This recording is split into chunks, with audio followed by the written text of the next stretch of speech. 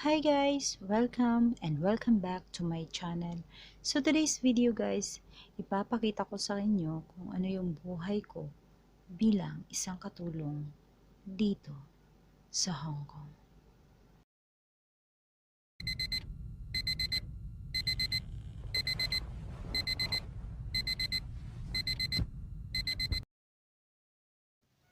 "5:30 pa lang ng madaling araw, gigising na ako. Unang-una, pagkagising, magdasal sa Panginoon para i-guide at gagabayan sa lahat ng gagawin sa buong araw. Pagkatapos niyan, punta muna sa banyo, mag-hygiene for 30 minutes, and after that, bulaga! Heto na si Inday. Ready na. Ready na magkuskus. And don't forget to wear your smile. Sa umaga, umaakyat kami dito ni Charlie. Nag-hiking kami. Kailangan ko siyang ilakad. For 1 hour. Ito yung ano namin. Dito kami naglalakad. Dito namin hinihintay yung mga katropa pips namin. Pagkatapos kong mag-breakfast, nakabalik na kami ni Charlie galing sa paglalakad. Dito ko na agad sisimulan ang aking trabaho sa master's bedroom. Ito po yung inuuna ko kasi ito yung pinakamalaki at kinukuha ko na agad dito ang mga labahin para maisalang ko na siya sa washing machine para habang naglilinis, naka-open na yung washing at para matapos na rin para sabay-sabay ko nang maitapos ang aking mga gawain. Medyo malaki kasi ito. May sarili siyang banyo. Kaya ito yung laging inuuna ko. Itong master's bedroom na to. Sa araw-araw, ito yung mga ginagawa ko.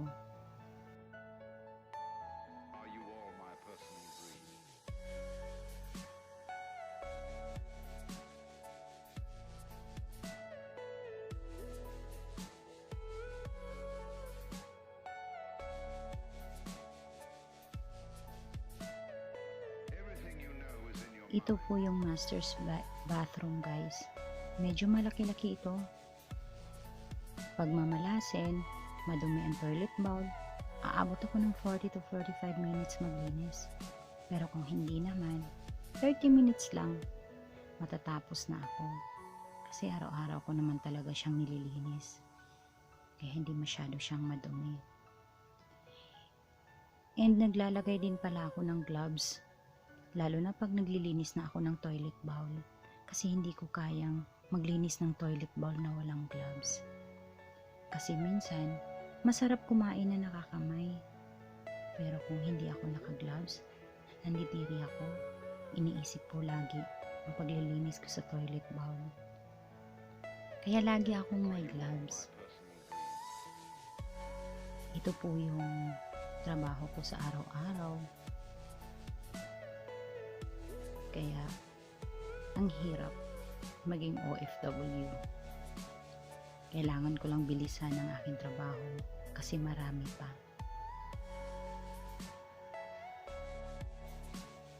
Ito yung baby's room. Hindi masyadong madumi kasi pinupunta lang naman ng baby dito, bibihisan. Diyan siya iihiga, papalitan ng diaper, bibihisan. Natutulog lang ang baby dito sa gabi or pwede rin sa araw habang hawak-hawak namin siya.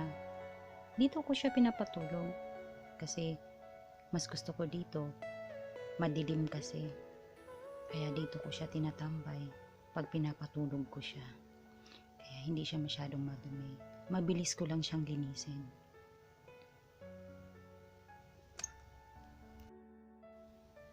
Ito yung pang third bedroom guys. Ito yung kwarto ng batang alaga namin na 6 years old. Hindi siya masyadong madumi kasi nga sabi ko, araw-araw ko siyang nililinis. Kaya punas-punas lang, i-arrange ko lang ang bed niya, tapos vacuum, and after that, tapos na.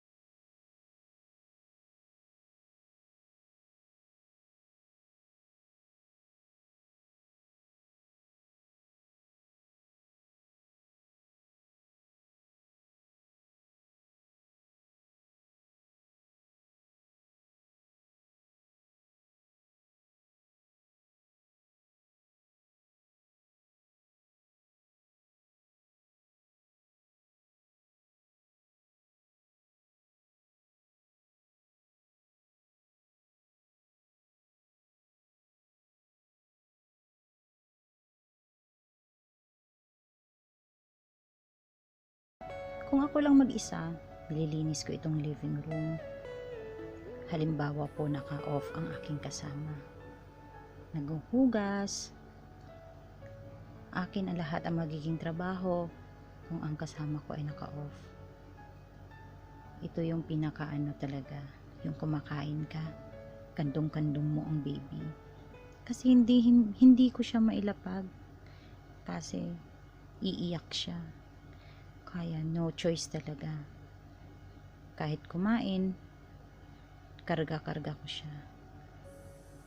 Hanggang sa papunta nga ng banyo, karga-karga ko pa rin siya. Kahit may ginagawa ako guys, pagkatapos na magsalang, nagsasampay ng damit, andyan pa rin siya. Karga-karga ko. Kahit marami kaming ginagawa. Kasi hindi talaga namin siya pwedeng maiiwan. Lalo na pag ako lang mag-isa, iiwan kami ng baby. Yan ang laging senaryo naming dalawa.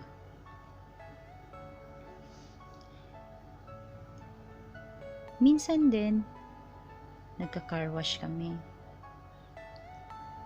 Dati kung every week, ngayon every 2 weeks na kami makapag-car wash kasi sa dami ng trabaho. Lalo na ngayon na may baby, hindi namin mabigyan ng panahon ang pagka-car wash. Kaya after 2 weeks, saka pa lang namin mahuhugasan ang sasakyan. Car pala yan ng amo kong babae, iba yung car ng amo kong lalaki. Kaya dalawa ang car namin. Yung pamamalansya naman, minsan ginagawa namin after lunch, or 2 p.m., 3 p.m., basta po available lang kami. Either ako or ang aking kasama. Kasi nga, marami nga kaming ginagawa. Ito namang pagsusuklay sa aso, ginagawa namin to every 2 months or basta nang lalagas na yung mga buhok nila, sinusuklayan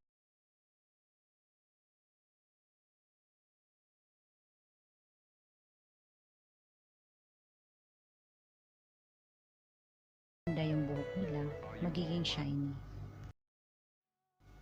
After ng lahat-lahat na mga ginagawa namin, tinatapon ko na yung basura. Diyan po tinatapon ang basura. Hindi po pwedeng basta-basta iwan yung basura nyo sa labas ng building kasi diyan po ang dapat tapunan. Pagkatapos po ng lahat-lahat, pagkatapos ng makaligo, silip muna saglit sa YT. After that, magpapahinga na. Kasi sobra po talagang pagod sa buong araw. Magdasal sa Panginoon, pasalamat sa lahat ng guide niya sa trabaho. Good night everyone! Ito po yung pinakamasayang moment bilang OFW. Ang aming day off, ang aming holiday. Namimit namin ang aming mga friends, ang aming mga kapwa OFW. Kung nakikita niyo man kaming ngumiti sa harap ng kamera, sa mga post namin sa Facebook, sa Instagram, lalo na sa YouTube, ibalato niyo na lang sa amin yan. Hindi niyo alam kung gaano kahirap ang maging isang OFW, lalo na ang maging isang katulong.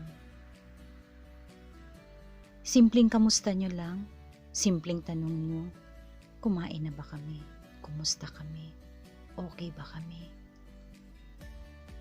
Laking saya na po ng aming mga puso niyan. Kaya itong video ito, tribute ko to sa lahat ng mga OFW around the world. Mabuhay po ang mga OFW saan mang panig ng mundo, lalong-lalo ng mga katulong na kagaya ko. Mabuhay po tayong lahat.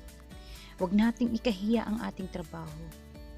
Kasi ito po ay malinis na paraan na trabaho.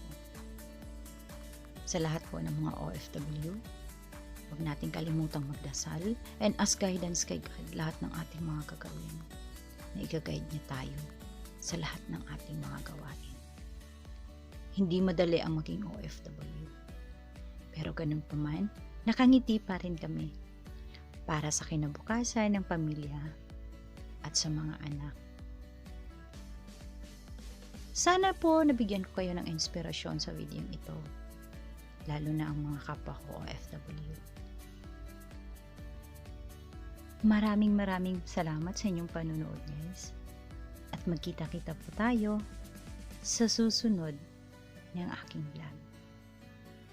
Huwag niyo pong kalimutang magdasal at ngumiti. I love you guys. Mwah!